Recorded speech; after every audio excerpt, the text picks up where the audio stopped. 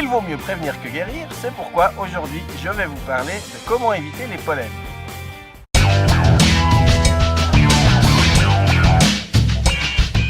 Maintenant, comment est-ce qu'on peut limiter les symptômes? Première chose, avant de sortir, vous regardez le site de Météo Suisse, savoir quels sont les pollens qui sont annoncés, quel est le vent, et si vous avez surveillé un peu la météo de ces derniers jours, en fonction de l'ensoleillement, vous allez savoir que quelques jours de soleil de suite vont forcément faire apparaître des pollens, et si c'est les pollens auxquels vous êtes allergique, crac, on est dedans.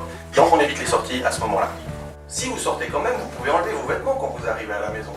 À poil! Même si vous ne les voyez pas, les pollens, ils se sont déposés sur vos textiles.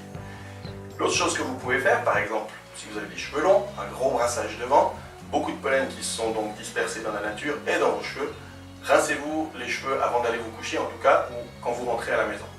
Et alors, le grand truc pour le nez et pour les yeux, c'est de faire des rinçages. On peut mettre des larmes artificielles pour rincer les yeux. Pour se laver le nez, vous pouvez utiliser soit une douche nasale que vous remplissez avec du sel et de l'eau, soit un produit à base d'eau de mer directement prêt à l'emploi. Et je suis dans les starting blocks pour la course qui s'annonce. Je mets mon embout nasal ici dans la nuque. Que ton je vais bien parler parce qu'il faut quand même que j'arrête plus ou moins de respirer. Je dois bloquer avec le fond de la gorge. Je laisse le produit agir à l'intérieur. Même peut-être un petit peu bouger la tête comme ça pour que ça marche. Au bout d'un moment, quand il a bien passé dans tous les sinus, je me relève. Oh, ça coule. Je me bouge. Et je refais la même chose de l'autre côté. Et là, je suis parti pour le deuxième tour de la course. Avec la douche nasale, alors hop, on la met comme ça. Au moment où je lâche, l'eau va monter, tourner dans des cloisons nasales et elle redescend comme par magie. C'est le chameau magique de Djerba. Ça redescend, c'est sexy comme tout.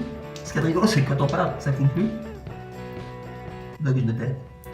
Et quand j'arrive à peu près au milieu de la bouteille, j'en lâche. Toujours aussi sexy. Et je me mouche et le tour est joué. Et maintenant, une petite séquence compassion pour tous ceux qui remplissent les poubelles avec leurs mouchoirs. Franchement, je suis tout cœur avec vous, je sais que c'est dur. Courage.